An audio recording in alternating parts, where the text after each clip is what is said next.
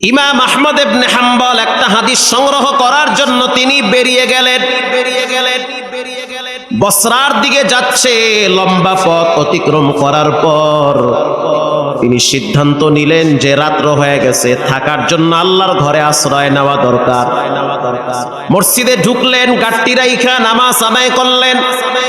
মসজিদের খাদেমকে বললেন, আজকের রাত্রটা কি মসজিদে থাকা যাবে? খাদেম স্পষ্ট জানায় দিলেন, না, থাকা যাবে না, কারণ থাকা নিষেধ। কারণ খাদেম তো জানে না যে ইনি হলেন এজিগর শ্রেষ্ঠ আলেম ইলমুদ্দাহার ইমাম আহমদ ইবনে হাম্বল। যে যারে চিনে সে তারে মানে, যে যারে চিনে না সে তারে মানতে চায় না। গাট্টি লইয়া বের হয়ে গেছে। ইশারের নামাজ আর এক মসজিদে পড়লো। নামাজের পরে খাদেমকে বলল, একটু থাকার জন্য বারান্দাটা খুলে দাও। খাদেম বলল, হবে না, কমিটি বলেছে রাত্রিবেলা এখানে কাউকে থাকতে দেওয়া হবে না। খাদেম যদি জানতো ইনি হলেন শ্রেষ্ঠ আলেম, মসজিদে রাখতেন না, মাথায় করে বাড়ি নিয়ে যেতেন। কিন্তু খাদেম তো চিনে না। আগের যুগের আল্লাহওয়ালাদের ভিতরে কোনো ভাবসাব ছিল না, তারা সাবাসিদা চলতো, মানুষ তাদেরকে খুঁজা বের করত। ইমাম আহমদ ইবনে হাম্বল সিদ্ধান্ত নিলেন যে হয়তো আমার জন্য থাকা উপযোগী না মসজিদ। মসজিদ থেকে বেরিয়ে গেলেন, হাঁটতে হাঁটতে অনেক দূরে চলে গেলেন। প্রচন্ড কুয়াশা, ঠান্ডার ভিতরে কিছুই দেখা যায় না। কিছু দূর যাওয়ার পরে তাকায় দেখতে আছে চুলার আগুন উপরের দিকে উঠতেছে। বুঝতে আর বাকি নাই, এখানে চুলা জ্বলতেছে, চুলার উপরে তাওয়া দেওয়া। এক যুবক দাঁড়ায় দাঁড়ায় রুটি ভাজতেছে। ইমাম আহমদ ইবনে হাম্বল কাছে গিয়া বললেন, ও যুবক, আজকের রাত্রটা যদি আমার তোমার গরম চুলার কিনারায় কাটায় দেই তাহলে কি তোমার কষ্ট হবে? যুবক বলল, না, কষ্ট হবে না। আপনি একজন মুসলমান, আমার চুলার কিনারায় যদি আপনি একটু ঘুমান, এটা তো আমার জন্য খুশনসিব। থাকেন আপনি, ভিতরে কম্বল আছে, আয়না দিচ্ছি, রুটি আছে, যত মনে চায় খান, আরামে ঘুমান, ফজরের টাইমে আমি আপনারা ডাইকা দিব। ইমাম আহমদ ইবনে হাম্বল কয়, ও দয়ার মালিক আল্লাহ, এ তোমার কেমন নিয়ম? দুই মসজিদে গেছি, ধাক্কায়া বাইর কইরা দিছে, এখানে দেখি গরম রুটি আর গোশত লয়া বয়া রইছে। এজন্য কখনো ঘাবড়াইতে নাই। দরওয়াজা 10টা বন্ধ হতে পারে, 11টার বেলায় খুলে দিতে পারেন কে? কখনো ঘাবড়াবেন না, অস্থির হবেন না। চাকরি হচ্ছে না, বেশি টেনশন করবেন না, চেষ্টা করেন, ট্রাই করেন। আপনার রবের দরওয়াজা কখনোই বন্ধ থাকে না। আপনি উকি মারেন, অটোমেটিকলি ব্যবস্থা করে দিবেন কে? আল্লাহ তাআলা। ইমাম আহমদ ইবনে হাম্বল গাট্টি পাশে রাইখা গরম চুলার কিনারায় পিঠটা লাগাইয়া ঠেকনা দিয়া শুয়ে আছে। আর যুবকের চেহারার দিকে তাকায় দেখতেছে নূর ঝলমল করতেছে। নিজের হাতে পরিশ্রম করতেছে, রুটি বেলতেছে। হাত দিয়া রুটি বেলে, জিব্বা দিয়া বাড়ি মারে, কি পরে কানটা লাগায়া শুনতেছে, জিব্বা লড়ায়া লড়ায়া পড়তেছে আস্তাগফিরুল্লাহ। এটা পড়তেছে। এটা কি মনে করছেন আপনি? 20 কোটি টাকা দিলে যে উপকার না হবে, এর চেয়ে বেশি উপকার হবে একবার যদি কেউ ইস্তেগফার করে। এটা আপনাকে তো হেলায় খেলায় আপনি এটা নষ্ট করতে আছেন। আবার শুনতে আছে জিব্বা লড়াইয়া পরে আস্তাগফিরুল্লাহ। রুটি বেলতে আছে আর পরে আস্তাগফিরুল্লাহ। রুটি তাওয়ায় দেয় পরে আস্তাগফিরুল্লাহ। যে যারে চিনে সে তারে মানে, যে যার পরিচয় পায় সে তার জন্য পাগল হয়ে যায়। যে তার রবকে চিনছে, জীবন চলে গেল ফজরের টাইমে ঘুমায়া থাকতে পারে না। যে তার আল্লাহকে চিনা ফেলাইছে, যে মনে করে যে আমার হায়াতের মালিক আল্লাহ, আমার মতো অনেক মানুষকে রব্বুল আলামিন পঙ্গু বানাইয়া বিছানায় ফালায়া রাখছে। অনেক যুবককে গাড়ি অ্যাক্সিডেন্টের মাধ্যমে কবরের বাসিন্দা বানায়া দিছি। হঠাৎ হঠাৎ মানুষদেরকে আল্লাহ তাআলা দুনিয়া থেকে বিদায় করতেছে। কত যুবককে রব্বুল আলামিন ঘুমের ভিতরে জায়গায় প্যারালাইজ বানায়া দিছে। যে তার রবকে চিনে, জীবন চলে গেল, সে গুনাহের রাস্তায় পা বাড়াইতে পারে না। ইমাম আহমদ ইবনে হাম্বল তাকায় দেখতে আছে যুবক রুটি ভাজে আর পরে আস্তাগফিরুল্লাহ। কাস্টমার দোকানে ঢুকতেছে, পড়তেছে আস্তাগফিরুল্লাহ, রুটি খাচ্ছে পরে আস্তাগফিরুল্লাহ। কাস্টমার টাকা দেয়, টাকা ক্যাশ বাক্সে ঢুকায় পরে আস্তাগফিরুল্লাহ। ইমাম আহমদ ইবনে হাম্বল আশ্চর্য হয়ে গেলেন, কৌতূহল বশত প্রশ্ন করলেন, এটা কোন তসবিহ খালি আস্তাগফিরুল্লাহই পড়ে? এই যুবক কি পড়ো রে ভাই? ভাই পরে আস্তাগফিরুল্লাহ, রব তুমি আমারে ক্ষমা কইরা দাও। এটা পয়রা তুমি কতটুকু লাভবান হয়েছো? যুবক বলতে আছে, মুরব্বি শুনে নেন, আল্লাহ রাব্বুল আলামিন এই ইস্তিগফারের বরকতে আমার প্রত্যেকটা দোয়া কবুল করে নিয়েছে। আরো আস্তে বাইতে গিয়ে কল সুবহানাল্লাহ। আপনি কি মনে করছেন সব দোয়া কবুল? আল্লাহ আমাকে মুস্তাজাবুদ দাওয়া বানায়া দিছে। মুস্তাজাবুদ দাওয়া তাকে বলা হয় যার প্রতিটা দোয়া কবুল করেন কে? সব দোয়া কবুল। ইমাম আহমদ ইবনে হাম্বল গরমের শীতের দিন অস্থির হয়ে গেছে, বলে কি সব দোয়া কবুল? কিন্তু আফসোস একটা দোয়া এখনো কবুল হয় নাই। কি সেই দোয়া? বলে আমার আব্বার মুখে শুনছি যুগের শ্রেষ্ঠ আলেম ইমাম আহমদ ইবনে হাম্বল। আমার মনটা চায় যদি একবার তার সাথে সাক্ষাৎ করতে পারতাম, আমার দিলটা ঠান্ডা হয়ে যেত। আমি আমার রসুলকে দেখি নাই, হযরত আবু বকরকে দেখি নাই, ওমরকে দেখি নাই, উসমানকে দেখি নাই, দামি দামি কোন সাহাবীকে দেখি নাই, তাবিনকেও দেখি নাই। তবে আব্বার মুখে শুনছি যুগের শ্রেষ্ঠ আলেম ইমাম আহমদ ইবনে হাম্বল নাকি শ্রেষ্ঠ আলেম, শ্রেষ্ঠ বুজুর্গ। যদি একবার তারে পাইতাম, হাতের সাথে হাতটা লাগাইয়া মুসাফা করতাম। ইমাম আহমদ ইবনে হাম্বল নিজেকে আর সামাল দিতে পারে নাই, চোখের পানি ছেড়ে দিয়া বলে, বাবা এই দোয়াটাও রব কবুল করেছে, তাকে খুঁজতে হবে না, তিনি তোমার চুলার কিনারায় দাঁড়িয়ে আছে। এজন্য রাসূলুল্লাহ বলেছেন ইস্তিগফার বেশি বেশি পড়ো। ইস্তিগফার পড়লে ক্ষমার দরওয়াজা খুলে দিবেন কে? জীবনে অনেক অপরাধ করেছি, এজন্য বেশি বেশি ইস্তিগফার করি। রাসূলুল্লাহর প্রিয় সাহাবীর নাম হলো আবু হুরায়রা। প্রিয় সাহাবী আবু হুরায়রা মাগরিবের নামাজের পরে মসজিদ থেকে বেরিয়ে গেলেন, তানবীহুল গাফিলিন মসজিদ থেকে বাইরে গেছে। কিছু দূর যাওয়ার পর একজন মহিলা ডাক দিছে, ও আবু হুরায়রা একটু দাঁড়াও, তোমার সাথে একটু কথা আছে, কথা বলতে চাই। আবু হুরায়রা বলল, তুমি মহিলা মানুষ, আমার কাছে আসবা না, কারণ তোমার আমার মাঝখানে তৃতীয় আরেক ব্যক্তি থাকবে, ইবলিস শয়তান। একটু ফাঁকে থাইকে বলো কি সমস্যা? খেজুর গাছের আড়ালে মহিলা দাঁড়ায় বলতে আছে, আবু হুরায়রা জীবনে এমন একটা অপরাধ করছি, কেউ দেখে নাই, কেউ জানেও না, ছেলে মেয়েরাও দেখে নাই, ঘরের মা বাবারাও বুঝতে পারে নাই যে আমি এমন একটা পাপ করছি। ঘরে গেলে সবাই মনে করে আমার চেয়ে ভালো মহিলা দুনিয়াতে নাই। বাসায় যাওয়ার পর আমার আপনজনরা মনে করে আমার চেয়ে সুন্দর মানুষ দুনিয়াতে নাই, কারণ আমার চরিত্র অনেক সুন্দর ছিল। কিন্তু গোপনে শয়তানের ধোকায় একটা পাপ কইরা ফেলাইছি, যেই পাপের কারণে রাত্রিবেলা আমি ঘুমাইতে পারি না। বাতি নিভায়া দিলে মনে হয় কবরে শুয়ে আছি, না জানি কি হয়ে যায়। পানি পান করতে গেলে মনে হয় পানি আমারে কয় তুই পাপী, পানি পান করিস না। খাবার খাইতে গেলে মনে হয় খাবার আমারে ধিক্কার দেয়, তুই পাপী, খাবার খাইস না। লোকমা মুখে দিতে লজ্জা হয়, পানি পান করতেও লজ্জা হয়। আমি এখন কোথায় যাব, কার কাছে যাব, কষ্টের কথা আমি কার কাছে বলি? পাপ তো কইরা ফেলাইছি। আবু হুরায়রা বলতে আছে, কি এমন পাপ করলা? মহিলা বলতে আছে, জঘন্যতম অপরাধ করছি, কারো কাছে বলতেও পারি না, সহ্য করতে পারি না, নীরবে একা একা জ্বলে পুড়ে শেষ হয়ে যায়। আবু হুরায়রা রাদিয়াল্লাহু তাআলা আনহু বলতে আছে, ও নারী, সেই পাপের কথা বলো, কি পাপ করলা? তখন ওই মহিলা বলতে আছে, আমি এক রাখালের সাথে গোপনে জেনা করছি। জেনা করার পর আমার পেটে একটা বাচ্চা আসছে।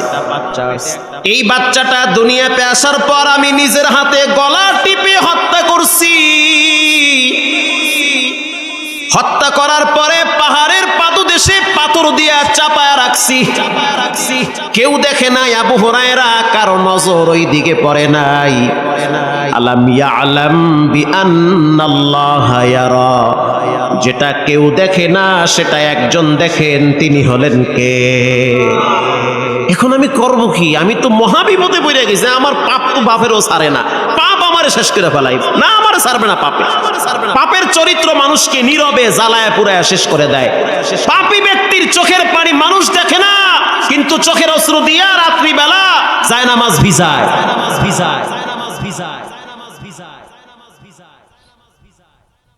আবু হুরায়রা রাদিয়াল্লাহু তাআলা আনহু বলতে আছে, দূর হ, আমার চোখের 100 মাইল দূরে থাকবি, ধ্বংস হয়ে যা।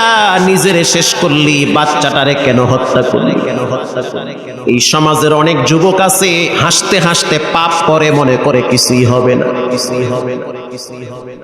মেয়েদের চরিত্র নিয়ে সিনিমিনি খেলে, মনে করে কিছুই হবে না।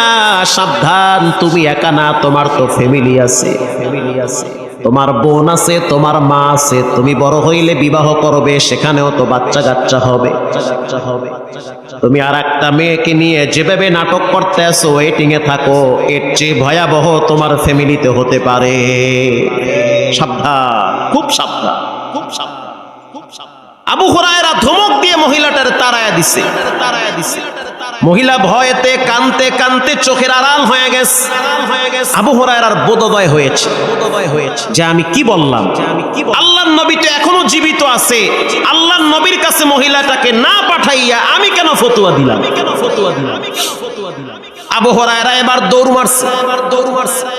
আল্লাহর হাবিবের কাছে গিয়া কয়, সরকারে দো আলম, একজন মহিলা এই ঘটনা ঘটাইছে, আর আমি এটা বলেছি যে তুই ধ্বংস হয়ে যা।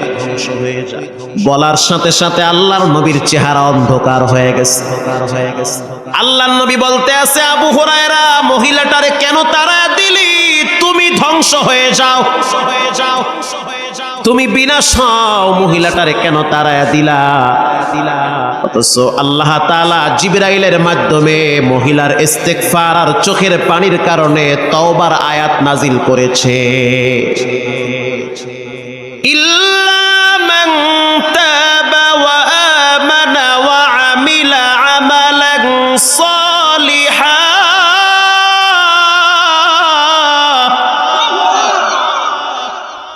আল্লাহর হাবিব বললেন, ও আবু হুরায়রা, একটু আগে হযরত জিবরাইল আমার কাছে জানায় দিয়ে গেছে, কেউ যদি নারী হয় পুরুষ হয়, চাই পুরুষ হোক চাই নারী হোক, ইল্লা মান তাবা ওয়া আমানা ওয়া আমিলা আমালান সালিহান, গুনাহ করার পরে যদি সে তওবা করে, আবার গুনাহ করে, আবার তওবা করে, যদি সে তওবা করে, আল্লাহ পাক বলেন, নবী আপনি জানায় দেন তার গুনাহটারে ডিলিট কইরা গুনার জায়গায় নেকি আমি উঁচা করে দিব।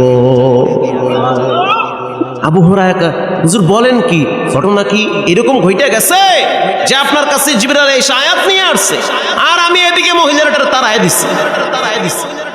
এজন্য কখনোই আপনাকে মানুষকে ছোট মনে করবেন না। আজকের ডাকাত কালকে তওবা করে আল্লাহওয়ালা হয়ে যেতে পারে। আজকের জিনাকার কালকে তওবা করে ফেরেশতাদের চেয়েও দামি হতে পারে। আর আপনার মতো দরবেশ আজকে ভালো, কালকে বেঈমান হয়ে কবরে যাওয়া লাগতে পারে। কখনো অহংকারী ভাব প্রকাশ করবেন না, মানুষকে দূরে সরায়া দিবেন না, বরং আশার বাণী শোনা। যত পাপ করো দূর হইও না, রবের দরওয়াজা বন্ধ না, বরং খোলা আছে। আবু হুরায়রা পরের দিন বাজারে গেছে, আবার দুই হাত এরকম উঁচা করছে, অ্যানাউন্স করতেছে, গতকালকে রাত্রিবেলা মাগরিবের পরে আমার কাছে একটা ফতোয়া জানার জন্য কে আসছিল? কাউকে খুঁজে পায় না। অনেক সময় পর একজন মহিলা বলতে আছে, ও আবু হুরায়রা, আমি আর ছিলাম গতকালকে রাত্রি, আবু হুরায়রা বলতে আছে রব্বুল আলামিন তোমার চোখের পানি আর ইস্তেগফারের কারণে তোমার বাচ্চা হত্যার গুনাহ মাফ করে দিয়েছে মাফ করে দিয়েছে আল্লাহ মাফ করে দিয়েছে আল্লাহ মাফ করে দিয়েছে আল্লাহ। মহিলা চোখের পানি ছেড়ে দিয়া দুইটা হাত উপরে উঠাইয়া কয় আল্লাহ এত বড় খুশনসিব তুমি নবীর মাধ্যমে জানায় দিছো, আমি তোমারে কি দিব, আমার কিচ্ছু নাই, তবে আমি আপনার নবীর সাহাবী আবু হুরায়রাকে সাক্ষী রেখে বললাম আমার বাবার সম্পদের ওয়ারিশ সূত্রে আমি একটা খেজুরের বাগান পাইছি, আল্লাহ আপনি সাক্ষী আমার খেজুর বাগানটা আপনার রাস্তায় আমি দান করে দিলাম। আল্লাহ আল্লাহ মিকুনাত লাইলো নাহার, আল্লাহ আল্লাহ মিকুনাত শামসু হাজার। ক্ষমার মালিক কে? এজন্য ঘাবড়াইতে নাই, অস্থির হতে নাই, তওবা করতে হয়, আল্লাহর কাছে ক্ষমা চাইতে হয়। ইবনুল জাওজি রাহিমাহুল্লাহ উয়ুনুল হিকায়াতে একটা ঘটনা লেখেন। বিখ্যাত ইমাম ইবনুল জাওজি তিনি লেখেন যে মালিক ইবনে দিনার একবার বাইতুল্লাহ হজে গেছে, লাব্বাইকের আওয়াজ দেওয়ার পর বাইতুল্লাহর হেরেমের পাশে শুয়ে আছে, শুয়ে তাকায় দেখতে আছে অনেক মানুষ সাদা কাপড় পেঁচাইয়া লাব্বাইকের আওয়াজ দেয়, আর তিনি ভাবতেছে যে আমি যদি বুঝতে পারতাম কার হজ কবুল হয়েছে কারটা কবুল হয় না, এটা ভাবতে ভাবতে তিনি ঘুমায় গেলেন। স্বপ্নে একজনে বলতে আছে ও মালিক ইবনে দিনার, অন্যের হজ নিয়ে টেনশন করিও না, তুমি তোমারটা নিয়ে চিন্তা করো। মনে রাখবা এবছর হাজিদের সবাইয়ের হজ কবুল হয়েছে, একজন ব্যক্তির হজ কবুল হয় নাই, তার নাম হলো মুহাম্মদ ইবনে হারুন, তার বাড়ি হলো বাগদাদে। মুহাম্মদ ইবনে হারুন আল বালখি, তার বাড়ি হলো বাগদাদে। তিনি এখনো বাগদাদের তাঁবুতে আছে, তার মানে বাগদাদ থেকে যেই জামাতটা হজের সফরে আসছে ওই তাঁবুতে তিনি আছে, ওখানে গেলেই তারে পাবা। তার হজ কবুল হয় নাই, বাট বাকি সবার হজ কবুল করেছেন কে?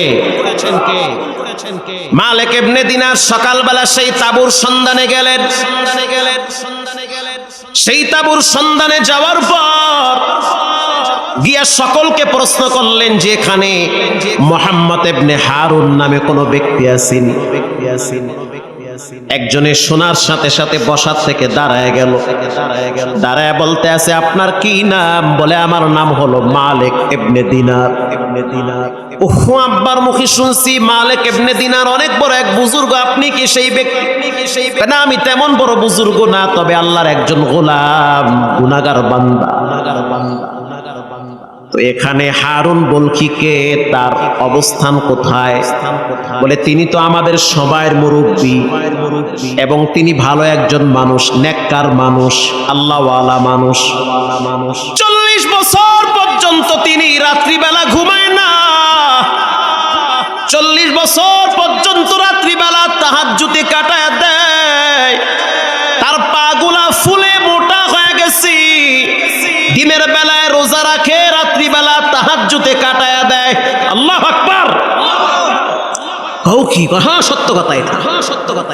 আরে ভাই, স্বাধীনতার যুদ্ধের সময় এদেশে স্বাধীন করার জন্য যারা রক্ত দিয়েছে, জীবন দিয়েছে, নিঃসন্দেহে এর চেয়ে ভালো কাজ আর কি হতে পারে? স্বাধীনতার যুদ্ধের সময় এক মুক্তিযোদ্ধা সন্তান ঘর থেকে বেরিয়ে যাওয়ার সময় মাকে বলেছিল, মা আমাকে একটু ভাত দাও। মা তখন চুলার দিকে তাকায় দেখতে আছে ভাত এখনো হয় নাই, আলু সিদ্ধ করতেছে। বাবা একটু অপেক্ষায় থাক, ভাত হয়ে গেলে তোরে খাওয়াবো। ইতিমধ্যেই আওয়াজ পাইল যে হানাদার বাহিনীরা আক্রমণ করতে আছে পশ্চিম ক্যাম্পে।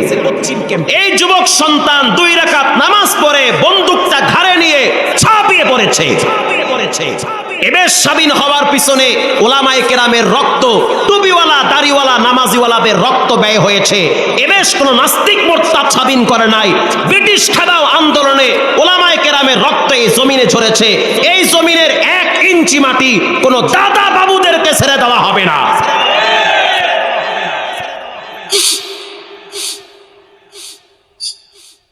12 বছর পর্যন্ত সেই মা ভাত খায় নাই। আমার সন্তান বলেছে যে আমি ভাত খাবো, কিন্তু সে খেতে পারে নাই, যুদ্ধে ঝাঁপিয়ে পড়েছে। ভাত হওয়ার পরে মা বসে আছে ভাত নিয়ে, সন্তান যুদ্ধের ময়দানে শহীদ হয়ে গেছে। ওই মা 12 বছর পর্যন্ত ভাত খায় নাই, অন্য কিছু খেয়েছে, ভাত খায় নাই। তো এটা অন্তরের ব্যাপার, এটা মানুষকে বোঝানো যায় না, নিজে নিজে বুঝতে হয়। এটা বোঝানো যায় না, এটা বোঝানো যায় না, এটা বোঝানো যায় না। মালিক ইবনে দিনার বলতে আছে, তোমাদের সেই আল্লাহর ওলি কোথায়? যে রাত্রিবেলা 40 বছর তাহাজ্জুদ পড়ে, দিনের বেলায় রোজা রাখে, কই সেই বুজুর্গ? সে তো এখন এখানে নাই। জাবালে রহমত পাহাড়ে গিয়া দেখেন ওখানে দাঁড়ায় দাঁড়ায় কাঁদতেছে। এবার মালিক ইবনে দিনার পায়ে হেঁটে হেঁটে হেঁটে হেঁটে জাবালে রহমতের পাহাড়ের কিনারায় গেল। জাবালে আবু খুবাইস একেবারে হেরেমের কাছে, যেই পাহাড়ে দাঁড়াইয়া ইব্রাহিম পয়গম্বর কানে আঙ্গুল দিয়া সারা পৃথিবীর মুসলমানদেরকে আযামের মাধ্যমে দাওয়াত দিয়েছে। সেই জাবালে আবু কুবাইসে দাঁড়িয়ে আছে, গিয়া দেখবেন যে সে বাইতুল্লাহর দিকে তাকায় তাকায় কাঁদতেছে। মালিক ইবনে দিনার কাছাকাছি গিয়া দেখছে দাড়ি পাকা এক মুরব্বী, একটা হাত নাই, অর্ধেক নাই, বাকি অর্ধেক হাত ঘাড়ের সাথে ঝুলাইয়া, আর একটা হাত বাইতুল্লাহর দিকে ফিরে চোখের পানি ছেড়ে কাঁদে। মালিক ইবনে দিনার পিছনে দাঁড়াইছিল লম্বাটাই, আর ওই হারুন বলখিয়া যে চোখের পানি ছেড়ে হাত তুইলা আল্লাহর দরবারে কান্দে আর কয়, আল্লাহ, জীবনে এমন একটা অপরাধ করছি, দাড়ি পাইকে গেছে, তারপরও সেই কথা ভুলি নাই। জীবনের শেষ মুহূর্তে এসে তোমার দরওয়াজায় আবার আমি উকি দিয়েছি। আমার আপনজনরা সবাই জানে আমার মতো ভালো মানুষ দুনিয়াতে কেউ নাই। আমার সফর সঙ্গীরা সবাই জানে আমার মতো দরবেশ কেউ নাই। কিন্তু জীবনে এমন একটা ঘটনা ঘটাইছি, তুমি ছাড়া এখন আর দুনিয়াতে কেউ জানে না। এ কথা পিছনে দাঁড়ায় দাঁড়ায় মালিক ইবনে দিনার শুনতেছি। পর মালিক ইবনে দিনার পিছন থেকে সালাম দিল, আসসালামু আলাইকুম ইয়া হারুন বালখি। তিনি হাত নামায়া পিছনে তাকায়া দেখলো জুব্বা পরা, মাথায় পাগড়ি পরিহিত, সুন্দর দাড়ি, নুরানি চেহারা নিয়ে এক ব্যক্তি দাঁড়িয়ে আছে। ভাই, আপনি কোথা থেকে আসছেন? বলে, আমিও তো হজের সফরে আসছি। আপনার কি নাম? বলে, আমার নাম হলো মালিক ইবনে দিনার। আল্লাহু আকবার। আপনার নাম মালিক ইবনে দিনার, বুঝতে পারছি আপনি সাধারণ মানুষ। চোর চোরকে চিনে, ডাকাত ডাকাতকে চিনে, আল্লাহওয়ালা আল্লাহওয়ালাদেরকে চিনে। আপনার নাম? বলে, আমার নাম মোহাম্মদ বিন হারুন আল বলখি। এখানে দাঁড়ায় দাঁড়ায় কি করতেছেন? বলে, যার জ্বালা সে বুঝে আর একজন বুঝে না। আমার জ্বালা তুমি বুঝবা কি? আমি তো স্বপ্নে দেখছি সবাইয়ের হজ কবুল হয়েছে, আপনার হজ কবুল হয় না। কিন্তু আপনার সুনাম সুখ্যাতি আপনার তাবুর ভিতরে পাইছি। রাত জেগে জেগে আপনি তাহাজ্জুদ পড়েন, দিনের বেলায় রোজা রাখেন, এটা সাধারণ কোনো মানুষের কাজ নয়। তাহলে আপনার হজ কেন কবুল হয় না? এটা আমার বোধোদয় হচ্ছে না, এটা আমি বুঝতে পারতেছি না। হারুন বলখি বলতে আছে, আপনি ঠিক দেখছেন, 40 বছর পর্যন্ত আমি এই বাইতুল্লাহর চতুর্দিকে লাব্বাইকের আওয়াজ দেই। আমি যখনই বলি লাব্বাইক, কে যেন গায়েব থেকে বলে, লা লাব্বাইক, তোর হজ কবুল হয় নাই। লাব্বাইক কইস না, লাব্বাইক কইয়া লাভ নাই। একদিন আর 2 দিন না, দীর্ঘ 40 বছর পর্যন্ত আমি হজে আসি, প্রতি বছরই শুনি কে যেন বলে লা লাব্বাইক। কিন্তু মালিক ইবনে দিনার দরওয়াজা তো আর কোনো খোলা নাই, একটা দরওয়াজা শুধু খোলা। আল্লাহর দরওয়াজা ছাইরা আমি কার দরওয়াজায় যায় হাত বাড়াইব? আমি নিরুপায় হইয়া রবে দরওয়াজায় বারবার আসি, কারণ কোন দরওয়াজা আমার জন্য খোলা নাই। যার জ্বালা সে বুঝে, যার কষ্ট সে বুঝে, আর একজন বুঝে না। ফিলিস্তিনিদের মুসলমানদের উপরে কি পরিমাণ জুলুম হয়, নির্যাতন হয়, তুমি আমি দেশে থাইকা সেটা মোটেও বুঝবো না। তাদের জন্য দিল থেকে দোয়া করা। মালিক ইবনে দিনার বলতে আছে, কি সমস্যা আপনি একটু বলেন, জীবনে কি এমন ঘটেছে? বলে আমার মা আমার নাম রাখছে হারুন। কেন রাখছে সেটাও শুনেন, কারণ পয়গম্বর মুসা আলাইহিস সালামের ভাইয়ের নাম হলো হারুন। আমার মা বড় শখ কইরা আমার নাম রাখছে হারুন। কিন্তু আমি যৌবনকালে প্রচন্ড বদ মেজাজি ছিলাম, খারাপ বন্ধু বান্ধবের পাল্লায় পরে আমি মদ পান করতাম, নেশাখোর সন্তান। আমি সব কিছু ভুলে গিয়েছি, আমার মানসিক বিপর্যয় ঘটেছে, মস্তিষ্ক বিকৃত হয়ে গেছে। আমি রাত্রিবেলা মদ পান করে করে ঘরে যাই। আমার স্ত্রী ভালো মানুষ, তিনি এটা সহ্য করে। ঘটনাক্রমে শাবান মাসের 30 শাবান, পরের দিন প্রথম রোজা। কথা কি বুঝতেছেন? আগামীকাল প্রথম রোজা, আজকে শাবানের শেষ রাত।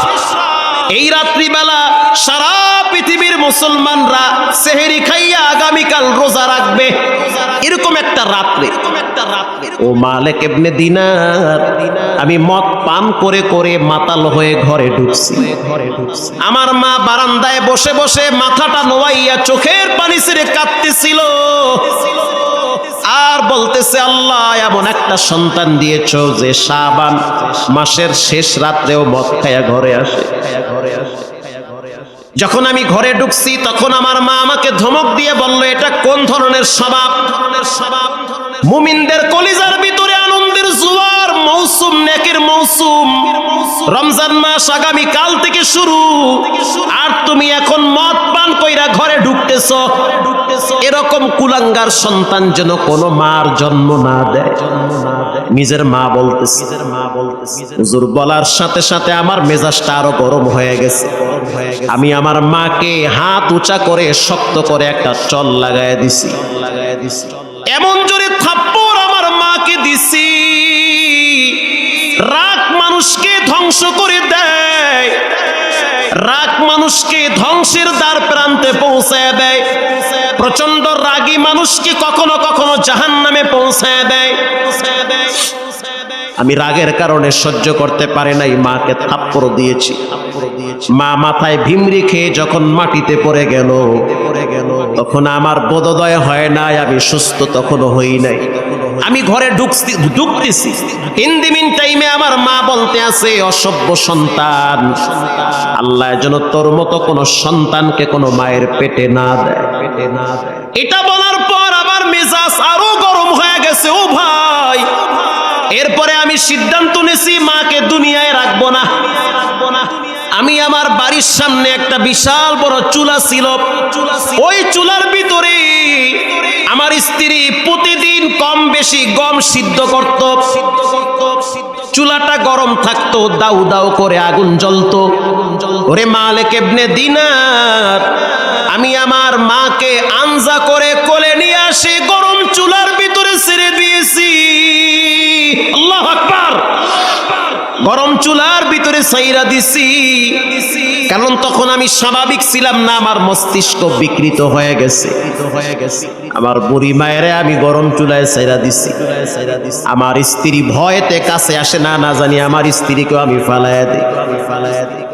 যখন আমি আমার মাকে আগুনে ফালাইয়া দিছি, মা মৃত্যুর আগে আগে শাহাদাত আঙ্গুল উঁচা করেছিল আর বলেছিল, আল্লাহ এই বিচার আমি দুনিয়ায় চাই না, এই বিচার আমি তোমার কাছে চাই। এটা বলে মা কালেমায়ে শাহাদাত পড়ে পড়ে দুনিয়ার শেষ নিঃশ্বাস ত্যাগ করেছে। আমার স্ত্রী আমারে ধাক্কা মাইরা একটা ঘরের ভিতরে ঢুকাইয়া দিছে, ঘরের ভিতরে ঢুকাইয়া পিছন থেকে খিল লাগাইয়া দিছে। সেহরি খাওয়ার পরে আমার স্ত্রী বারান্দায় বসে বসে টুকরে কেঁদে উঠেছে। আশেপাশের মহিলারা আমার মায়ের এই মরা দৃশ্য দেখে মনে হচ্ছে একটা রুটি তাওয়ায় দিলে যেমন পুড়ে যায়, ওরকম পুড়ে লাশ হয়ে পড়ে আছে। আশেপাশের মানুষগুলা সবাই আইসা ধিক্কার দিতেছে, এমন সন্তান যেন আল্লাহ কাউকে না দেয়। আমি তখন স্বাভাবিক হয়েছি, তখন আমার নেশা কেটে গিয়েছে। দরওয়াজায় নক করতেছি আর বলতেছি, বিবি আমার তাড়াতাড়ি দরওয়াজাটা খুলে দাও। আমি আমার মাকে দেখতে চাই, মাকে তো আমি দেখতেছি না। স্ত্রী তখন বলল, স্বামী আমার, আমি একজন বাবার সন্তান, তুমি একজন বাবার সন্তান। পৃথিবীর ভিতরে মায়ের চেয়ে কষ্ট কোনো বাবায় করতে পারে না। দীর্ঘ সময় তোমার মা তোমাকে পেটে ধারণ করেছে, তোমার মায়ের পেটে তুমি পা দিয়া লাথি মারছো, হাত দিয়া ঘুষা মারছো সন্তান। তোমার মায়ের পেটের ভিতরে রব্বুল আলামিন তোমার মায়ের রক্ত তোমারে খাওয়াইয়া বাঁচায় রাখছি। দুনিয়াতে আসার পরে কই তোমার শ্বশুর শাশুড়ি, কই তোমার বউ? তোমার মা নিজের হাতে তোমার পায়খানা প্রস্রাব পরিষ্কার করেছে। মেথুরনির মতো একদিন আর 2 দিন না, প্রায় 6 বছর পর্যন্ত গু সাফ করেছে। বাসায় গিয়ে এখনো যখন দেখি বাচ্চাদেরকে নিয়ে খাইতে বসলে, বাচ্চা পায়খানা করে দিলে আমি তো নাকে রুমাল দিয়ে আর এক রুমে চলে যাই। কিন্তু বাচ্চার মা নাকে রুমাল দেয় না, বরং মুসকে হেসে দিয়ে বাচ্চার কপালে চুমা দিয়ে বলে, পায়খানা করার টাইম পাইলি না, খাওয়ার সময় কে দিবি। এটা স্ত্রী বলে বাচ্চাটারে বাথরুমে নিয়ে যায়। এরপরে পরিষ্কার করার পর বাচ্চার শরীরে পানি লেগে থাকে, মায়ের আঁচল দিয়া বাচ্চার পানিটা পরিষ্কার করে। একেই বলে মা। আল্লাহু আকবার। একে বলে মা, একে বলে মা। আল্লাহ কয়, পৃথিবীর মানুষ যদি শর্টকাটে জান্নাতে যেতে চাও, কালাহুমা জান্নাতুকা ওয়া নারুকা, তোমার মা বাবা জান্নাত, তোমার মা বাবা জাহান্নাম। যত বড় মাওলানা হও, যত বড় বক্তা হও, কাজ হবে না যদি মায়ের সাথে সম্পর্ক খারাপ থাকে। মালিক ইবনে দিনার বলে, এরপরে কি হয়েছে? ওরে হারুন, বলো, আমার তো হাতের পায়ের পশম দাঁড়ায় গেছে তোমার কথা শুনে। আমার স্ত্রী যখন দরওয়াজা খুলে দিল, আমি চুলার কিনারায় তাকায় দেখতেছি আমার মা শুকনা কাঠের মতো পড়ে আছে, একেবারে বুঝাই যায় না যে আমার মা কঙ্কাল হয়ে কয়লা হয়ে আছে আমার মা। তখন আমি নিজেকে ধিক্কার দিতেছি, এত জঘন্য কাজ তুই কেমনে করলি? যেই মহিলাটার পেটে এত কষ্ট দিলি, যেই মহিলাটার ঘাড়ে ভর দিয়া বড় হইলি, যেই মহিলাটা তোরে না খাওয়াইয়া নিজে খায় নাই, যেই মহিলাটা শীতের দিন প্রস্রাব কইরা তুই দিলে, ওই মহিলাটা প্রস্রাবকৃত বিছানায় শুইয়া তোমার বুকের উপরে ঘুম পাড়াইতো, কিভাবে এত বড় নাফরমানি করলে ওই মহিলাটার সাথে? ওরে মালিক ইবনে দিনার, আমি আর সহ্য করতে পারি নাই। আমার বাড়িতে একটা কুড়াল ছিল, ওই কুড়ালটা আইনা আমি নিজেকে ধিক্কার দিয়ে কুড়ালটা দিয়ে আমার হাতটা কেটে ফেলেছি। হাত নিচে রাইখা কুড়াল দিয়ে আঘাত কইরা হাতটা কাইটা ফেলাইছি। 8000 দিনার ছিল আমার কাছে টাকা, সেটা আমি মুহূর্তে আল্লাহর রাস্তায় দান করছি। রাত্রিবেলা যখন ঘুমাইতে যাই, তখন আমার মায়ের চেহারাটা চোখের সামনে ভাসে। আমি যখন বিছানায় পিঠটা লাগাই, তখন কোন মহিলা যেন আমাকে বলে যে এত বড় জঘন্য কাজ কেমনে করলি? আমি ঘুমাইতে পারি না, খাইতেও পারি না। আমি ওই দিন থেকে রাত্রিবেলা আর ঘুমাই না। দীর্ঘ 40 বছর পর্যন্ত আমি প্রতি হজের সফরে আমি হজে আসি। এমন একটা রাত নাই যেই রাতে আমি মায়ের জন্য চোখের পানি ছেড়ে কান্দি না। কিন্তু আমার চোখের পানিও কবুল হয় না, লাব্বাইকও কবুল হয় না। এইবার আমি হজের সফরে আইসা জাবালে আবু কুবাইস পাহাড়ে দাঁড়াইছি। এই জায়গায় দাঁড়ায় আমার বাবা ইব্রাহিম আলাইহিস সালাম, আমাদের জাতির পিতার নাম ইব্রাহিম আলাইহিস সালাম, তিনি এই জায়গায় দাঁড়ায় অ্যালাউন্স করেছে, ওয়াযিন ফিন্নাসি বিল হাজ্জি ইয়াতুকা রিজাল, আযান দাও, মানুষের কানে পৌঁছায় দেওয়ার দায়িত্ব কার? এই জায়গায় দাঁড়াই আমি বাইতুল্লাহর দিকে ফিরা ফিরা বলতে আছি, আল্লাহ, জীবনে অনেক পাপ করছি, নিজের মাকে নিজের হাতে হত্যা করছি, এখন আমি নিরুপায় হয়ে গেলাম, কি করব? 40 বছর হজ করছি, কবুল তো হয় না। মালিক ইবনে দিনার বলে, তাহলে একটা কাজ করে, যেহেতু আপনার আপনজনরা অনেকেই জানে না যে আপনি এই কাজ করেছেন, কাজ তো করছেন 40 বছর আগে, সবার কাছে আপনি আল্লাহর ওলি দরবেশ, আপনি প্রতিদিন 1000 বার ইস্তেগফার পড়ে এরপরে আপনি বিছানায় পিঠটা লাগাবেন। আমি তো ঘুমাই না। যদি না ঘুমান তাহলে আপনি প্রতি রাত্রে কমপক্ষে 1000 বার ইস্তেগফার করবেন, আস্তাগফিরুল্লাহ আস্তাগফিরুল্লাহ আস্তাগফিরুল্লাহ, এটা বলবেন। আর প্রতিদিন ঘুমাবার আগে আগে 100 বার দুরূদ শরীফ পড়বেন। আমি তো ঘুমাই না, যদি না ঘুমান তাহলে বাইতুল্লাহর দিকে ফিরে ফিরে 100 বার দুরূদ শরীফ পড়বেন। এটা পড়তে থাকেন। মালিক ইবনে দিনার এই সবকটা দিয়ে তিনি চলে গেলেন বাইতুল্লাহর হেরেমের দিকে। ওই দিন রাত্রিবেলায় চিন্তা করে করে মালিক ইবনে দিনার ঘুমায় গেছি। ঘুমের ভিতরে রাহমাতুল লিল আলামিন স্বপ্নে দেখায়, ও মালিক সুসংবাদ জানা দাও, আল্লাহ রাব্বুল আলামিন ইস্তিগফারের বরকতে আর দুরূদ শরীফের বরকতে মা হত্যার বিচার আল্লাহ মাফ করে দিয়েছে। তবে কিয়ামতের ময়দানে আল্লাহ তাআলা তারে জাহান্নামে একবার ফালাবে। যখন জাহান্নামে ফালাবে তখন মায়ের কলিজার ভিতরে বাচ্চার মহব্বত আল্লাহ দ্বিগুণ বাড়ায় দিবে। যখন মা তাকায় দেখবে আমার হারুন জাহান্নামের আগুনের ভিতরে পড়ে আছে, তখন মায়ের কলিজার ভিতরে ভালোবাসা উতলে উঠবে। তখন বলবে, আল্লাহ শাস্তি দেওয়া লাগবে না, আমি মা ওরে ক্ষমা করে দিয়েছি। এরে মালিক এটাও তুমি শোনায় দাও। তাহলে বাজান পাক্কা তওবা করে নেন। চোখের পানি ছাড়া আল্লাহর কাছে কোনো মূল্য নাই। দুনিয়ার আগুন হাতে লাগলে হাত জ্বলে, পায়ে লাগলে পা জ্বলে। জাহান্নামের আগুন যদি একবার শরীরের যে কোনো অঙ্গে লাগে, সারা শরীরটা নয় বরং প্রথম কলিজায় গিয়া হিট করবে। আল্লাহর দরবারে রাত্রিবেলা দরওয়াজা লাগায়া দেন। দরওয়াজা লাগাইয়া দিয়া পাশের রুমে একা একা মুরাকাবার হালতে বসে যান। কিবলামুখী হইয়া চোখ বন্ধ করে তখন মনে মনে ধ্যান করবেন, আমি যদি এখন মারা যাই তো ঘর থেকে আমার লাশটা বের করা হবে, মসজিদ থেকে আজান হয়ে যাবে, অ্যালাউন্স হয়ে যাবে যে আল্লাহর বান্দা দুনিয়ায় নাই, সকাল 10টার সময় জানাজা হবে। আপনজনরা বলবে লাশ তাড়াতাড়ি ঘর থেকে বারান্দায় নামাও। একদল বলবে তাড়াতাড়ি কাপনের কাপড় আনতে বাজারে যাও। আপনজনরা বলবে তাড়াতাড়ি পানি গরম কর। আরো একদল বলবে তাড়াতাড়ি মাটি খনন কর। সবাই ব্যস্ত হয়ে যাবে তোমাকে চিরবিদায় দেওয়ার জন্য। এই চিন্তায় ধ্যান অবস্থায় যদি তুমি চোখ বন্ধ করে মুরাকাবা করো আর দিলে দিলে খেয়াল করবা, আল্লাহ এই জমিনে আমার চেয়ে বড় পাপী কেউ নাই। বাচ্চাদের সামনে যখন দাঁড়াই বাচ্চারা মনে করে আমার মতো ভালো আব্বু দুনিয়াতে নাই। আমি আমার স্ত্রীর সামনে যখন দাঁড়াই আমার স্ত্রী মনে করে আমার মতো ভালো স্বামী দুনিয়াতে নাই। আমি আমার আব্বার সামনে যখন দাঁড়াই তখন বাবা মনে করে আমার চেয়ে ভালো সন্তান দুনিয়াতে নাই। কিন্তু আমি তো জানি গোপনে কি পরিমাণ পাপ করছি। পাপ করে করে আমি আমার জীবনটারে শেষ করে ফেলেছি। চোখ বন্ধ করে জিহ্বা লড়াইয়া তখন বলবা, আল্লাহু হাজিরিন আল্লাহু নাজিরিন। আয় আল্লাহ অন্ধকার ঘর, তুমি আর আমি, আমি আর তুমি আর মাঝখানে কেউ নাই। একটা অন্ধকার কবরের ভিতরে যখন আমার লাশটারে ফালায়া রাখবে, বর্তমান বিজ্ঞানও বলে মানুষকে যখন মাটিতে ফালায়া রাখে তখন ভিতরে কিছু একটা হয়।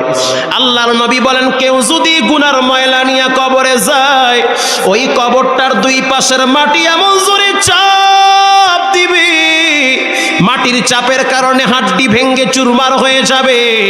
কবরের আযাব থেকে নিজে বাঁচো, নিজের ছেলে মেয়েদেরকে বাঁচাও। ছেলে মেয়েদেরকে প্রতিদিন সকালবেলা কোচিং এ পাঠানোর জন্য ব্যস্ত হন। কেমন বাপ আপনি একটা দিন বলেন না জাহান্নাম থেকে বাঁচতে হইলে প্রতিদিন নামাজ আগে পড়তে হবে। সকালবেলা মেয়েটাকে প্রাইভেটে পাঠায়া দেন, মা তার মেয়েকে প্রাইভেটে কোচিং এ পাঠায়া দেয়, একদিন না গেলে ধমক দেয়।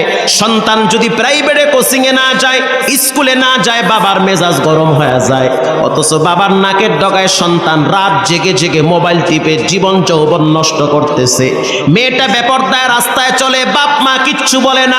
ফজরের টাইমে বাবাও নামাজ পড়ে না, মাও নামাজ পড়ে না। আপনি এখনো বসে আছেন আর ভাবতেছেন যে আপনি জান্নাতে যাবেন, হবে না।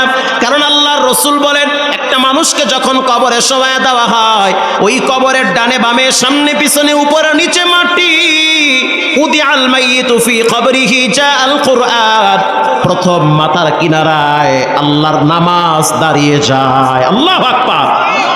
নামাজ দাঁড়ায় বলে ওয়াসসালাত, সাবধান সাবধান, আমি নামাজ আমার হক দুনিয়াতে আদায় করেছে, আজকে এই কবরের ভিতরে ডান পাশ দিয়ে শাস্তি দিতে পারবে না। মাথার কিনারায় উদিআল মাইয়িতু ফি কবরিহি জাআল কুরআন, কোরআন মাথার কিনারায় দাঁড়ায় বলে চাপ দিবি না। বাম পাশে রোজা দাঁড়ায় বলে চাপ দিবা না। পায়ের কিনারায় জাগতিক আমল দাঁড়ায় বলে চাপ দিস না। প্রথম আপনাকে সেফটি দিবে কোরআন আর নামাজ। কিয়ামতের ময়দানে কোরআন সাক্ষী দিবে। আসসিয়ামু ওয়াল কুরআন ইয়াশফাআনি লিল আবদি ইয়াউমাল কিয়ামা, রোজা আর কোরআন কিয়ামতের ময়দানে আপনার পক্ষে সাক্ষী দিবে। এজন্য মুসলমান ভাইরা আমার, আজকে থেকে আল্লাহর কাছে পাক্কা তওবা করে নেই, কারণ চোখের পানির এত দাম। আল বুকাউ মিন খাশিয়াতিক, আল্লাহর কাছে সবচেয়ে দামি পানি হলো চোখের পানি। চোখের পানির চেয়ে শ্রেষ্ঠ পানি পৃথিবীতে আর একটাও নাই। আমি ছোট্ট একটা হাদিসের ঘটনা আপনাদেরকে শোনাই 2 মিনিটে। কষ্ট হচ্ছে? গভীর রাত মা হাফসা রাদিয়াল্লাহু তাআলা আনহা বলেন যে আল্লাহর নবী আমার বাবার বাড়িতে বেড়াইতে আসছে। মা হাফসা হলেন হযরত ওমরের কন্যা। আল্লাহর হাবিব একদিন হযরত ওমর রাদিয়াল্লাহু তাআলা আনহুর বাড়িতে গেছে। কথা বলতে বলতে অনেক রাত হয়ে গেছে। সরকারে দো আলম তিনি রাত্রিবেলা বাড়িতে আর যান নাই, ওখানেই ঘুমিয়ে পড়লেন। মা হাফসা বলেন গভীর রাত, একটা মাত্র বালিশ, এক পাশে আল্লাহর নবী মাথা দিয়েছে, আর এক পাশে আমি হাফসা মাথা দিয়েছি। শুধু তাই নয়, আমি হাফসার গালের সাথে আল্লাহর হাবিবের গাল মোবারক লাগায়া রাখছি। রাত্রিবেলা হঠাৎ আমি বুঝতে পারলাম যে আমার গালের উপরে কে যেন গরম পানি ঢালতেছে। আমি আশ্চর্য হয়ে গেলাম, গরম পানি কে ঢালে? ডানে বামে নজর করে দেখলাম গরম পানি নাই। একটু মাথা কাইট করলাম, বুঝতে পারলাম রহমাতুল লিল আলামিনের চোখের পানি বায়া বায়া পড়ে। মা হাফসা বলেন মা ইউবকিকা ইয়া রাসূলুল্লাহ, আপনার চোখে কেন পানি, কেন আপনি কাঁদেন?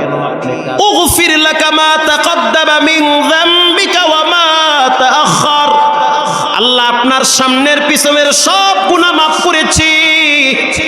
এই রাত্রিবেলা সবাই তো মজার মতো ঘুমায়, অথচ আপনার চোখের পানি আমার গাল স্পর্শ করেছে। তখন আল্লাহর রাসূল বললেন ও হাফসা, কানটা লাগায় শুনো, বারান্দায় কে যেন দাঁড়ায় দাঁড়ায় কোরআন তেলাওয়াত করে। মা হাফসা বলেন আমি কানটা লাগাইছি, তখন তো আর মোবাইল আর ফেসবুক ছিল না যে রাত্রিবেলা নষ্ট করবে সময়। মা হাফসা বলেন আমি কানটা লাগায় শুনতেছি, আমার ভাই ওমরের সন্তান আব্দুল্লাহ রাদিয়াল্লাহু তাআলা আনহু নামাজে দাঁড়ায় দাঁড়ায় কোরআনের একটি আয়াত তেলাওয়াত করতেছে। সেই আয়াতটা হলো কাল্লা ইন্নাহু মা'আর রাব্বিহিম ইয়াওমাইযিল লামাহজুবুন, কিয়ামতের ময়দানে কখনোই তারা তাদের চোখ দিয়ে রবকে দেখতে পারবে না। আল্লাহর রাসূল বলে হাফসা, কিছু মানুষ কিয়ামতের ময়দানে তার রবকে দেখতে পারবে না। দুনিয়ার ভিতরে চোখ নাপাক বানাইছে, খারাপ দৃশ্য দেখে দেখে চোখের পাওয়ার নষ্ট বানাইছে, অন্তরের কালিমাগুলা জমা করে রাখছে। আল্লাহর নবী বলেন কিয়ামতের ময়দানে কিছু মানুষ তার রবকে দেখতে পারবে না। এটা শোনার পরে আমি রাসূলুল্লাহ অস্থির হয়ে গেলাম। আমার বান্দার, আমার উম্মতেরা, আল্লাহর বান্দারা নামাজ পড়বে, কোরআন পড়বে, জিকির করবে, কিন্তু চোখ দিয়া খারাপ দৃশ্য দেখার কারণে যদি কিয়ামতের ময়দানে আল্লাহরে দেখতে না পায়, এর চেয়ে কষ্ট আর কিছু হতে পারে না। মা আয়েশা বলেন একদিন রাত্রিবেলা আমি শুনতে পাইতেছি আল্লাহর হাবিব বাচ্চাদের মতো ফুফাইয়া ফুফাইয়া কাঁদতেছি। মা আয়েশা বলেন আমি বাহিরে গেলাম, উযু বানাইলাম, উযু বানানোর পরে আমি হুজরায় ঢুকলাম, আর সাউন্ড নাই। মা আয়েশা বলেন আমি বুঝতে পারলাম নবী সিজদায় পড়ে আছে।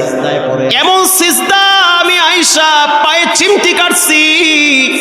পায়ে যখন চিমটি কাটলাম বিশ্ব নবী পা নাড়া দিয়েছে।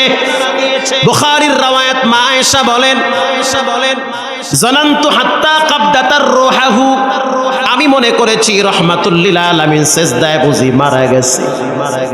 যখন আমি পায়ে চিমটি কাটছি তখন আল্লাহর নবী পা নাড়াইছে, বুঝছি আল্লাহর নবী এখনো মরে নাই, বেঁচে আছে। দীর্ঘ সময় সিজদার থেকে মাথা উঠাইছে। সালাম ফিরানোর পর আমি আয়েশা তাকায়া দেখতেছি নবীজির চোখের পানি, দাড়ি ভিজে ভিজে, জামা ভিজতেছে। আমি আয়েশা বললাম, ওগো পয়গম্বর, আপনার সামনে পিছনে সব গুনাহ মাফ করেছেন কে? জান্নাতের প্রত্যেকটা গেটে, প্রত্যেকটা দরওয়াজায়, প্রত্যেকটা পাতায়, প্রত্যেকটা ডালে আপনার নাম আল্লাহ পাক লিখে দিয়েছে। এরপরে আপনি কেন কাঁদেন? আপনার কি হয়েছে? আল্লাহর রাসূল বলেন, ফালা কুনু আবদান শাকুরা, আমি কেন আল্লাহর শুকরগুজার বান্দা হব না? এজন্য পায়ে হাত দিয়ে বলি, আজকে থেকে পাক্কা নিয়ত করে নেন, জীবনে গুনাহ করব না, নামাজ ছাড়ব না, হারাম খাবো না, আব্বা আম্মার সাথে বেয়াদবি করব না, মসজিদ মাদ্রাসার